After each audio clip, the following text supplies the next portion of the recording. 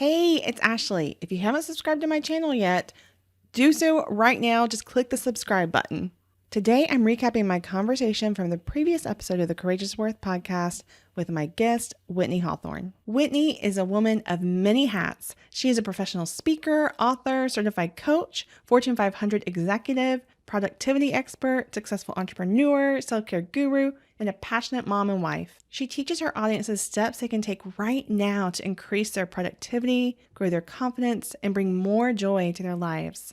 I love the conversation I had with Whitnee in episode 23 of the Restoring Heart podcast. There are 3 things we talked about that I really wanted to focus in on. Number 1, we talked about how one of the biggest mindset problems that women, especially moms, have is not putting yourself first. That sometimes we see it as selfish or the wrong thing to do, when in reality, when you put yourself first, it makes everything better for those around you for multiple reasons. Number 1, you have more energy. You are taking care of yourself. It's as if you were pouring out everything that you have to give for other people and not pouring back into yourself. And that doesn't help other people because it then makes it at a point where you are tired and you are worn out. You're probably not showing your best version of yourself or any okay version of yourself because you're frustrated and you're tired. And so it's important to see that when we take care of ourselves, that it not only benefits us, it benefits everyone around us. So, if you have that stigma in your head where, no, this is wrong to do this, see that it actually is very loving, giving thing to do that benefits everyone around you in all areas of your life. Next, we talk about work-life harmony. I loved hearing Whitnee's perspective on this and how she reminds us that it's all the same life, it's not that we just have this work life and home life, it's our life, and how it's really important to try to see how that's going for you, see what's working, what's not, and see what you can change. So for example, maybe you see if you can change your working hours around so that it could be something that better meshes with other areas of your life. And especially during this time of COVID, when there's a lot of people with children at home and having to work remotely, that there's a lot of things that a few switch ups with your hours and how you do your tasks and when you do your tasks can make a huge difference into the overall quality of your life. Even for myself in my business, for example, just the area of doing podcasts, there's a lot that happens with the podcast episode. I need to invite the guests. I need to think of questions for the guests. I need to edit the episode. I need to record the episode first and then edit it, have show notes written, have social media posts done about it, send out my weekly email about the episodes I've released that week. And it's nice to have a list of several different things that I have to get done. And then what I do is I think, what do I have the energy for right now? If I am tired and have very little energy, then me recording a video, an episode just like this one right now isn't the best decision. And it's also going to be that much more difficult for me to do. And so I try to look at the things I need to do and see, okay, which one am I most excited about? Which one do I have the most energy about? And I feel like that translates into many areas of our life. Look at your list, see what are these things that I have to do? And there's not always going to be things on there that you're excited about doing. Sometimes it's looking at what is the payoff of this.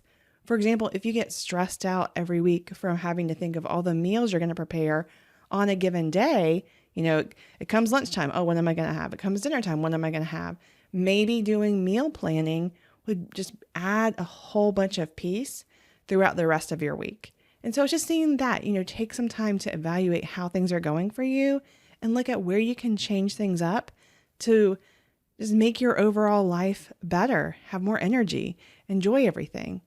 And last, I want to talk about Whitnee's concept of shine, manage, surrender. I loved hearing about this. I thought it was just a beautiful concept and one that we can all put into practice. So as a reminder, it's what areas in your life do you want to shine in?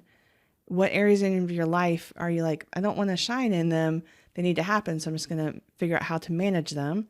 And then what do you need to surrender? Because you need to surrender some things typically in order to shine in the areas you want to. The example I gave on the call was how I don't love doing yard work and how my mom and I have a very difference of opinion in that. She is a wonderful gardener. She has a beautiful yard. It is something that she enjoys. I do enjoy when I come home to a beautiful yard, but there are other things in my life that I enjoy much more, that I'm more passionate about shining in. And so it's that balance of seeing, where are these areas that I really love to excel in, want to excel in? It's joyful for me, it's restoring for me. How can I put more energy and time in those areas? And then what areas do I just need to manage and be okay with them being done, but not perfect? And then surrendering other situations so that I can balance all that out. So I loved that concept. I think it's something great that we can all apply to different areas of our life. So there were so many things in her episode going over areas of our life just to have more time, enjoy our lives better, have it work more for us. And so I hope that you will take some time to focus on at least one of these areas, whether it is recognizing that it is important to put yourself first and that helps everyone around you, or if it's looking at the way that your life is going, your daily, weekly life, and seeing how you can orchestrate some things to help it give you more joy, more time, more energy. And then also doing the shine, manage, surrender, looking to see, where do you want to shine? What things are maybe you putting so much energy in to that you need to lessen that, where it's, going to be like, this is going to get done. It's not perfect, but that's good because I don't really want to put extra energy into that. I want to put extra energy into this area that I want to shine in. That wraps up this recap. Check out the show notes for links and contact info. If you haven't already listened to our full conversation, then listen to the previous episode. You won't regret it. I would love to know what spoke to you in this recap, so please chime in on social media posts about this episode on Facebook, Instagram, or Twitter. You can find me at The Ashley Baxter on all platforms. Also, if you haven't rated the show or left a comment about it, hop over to Apple Podcast right now. By doing so, you help these messages of courageous worth reach more people. Tune in next Tuesday for a new interview with my next inspiring guest. Until next time, remember that you are valuable and desperately needed in this world.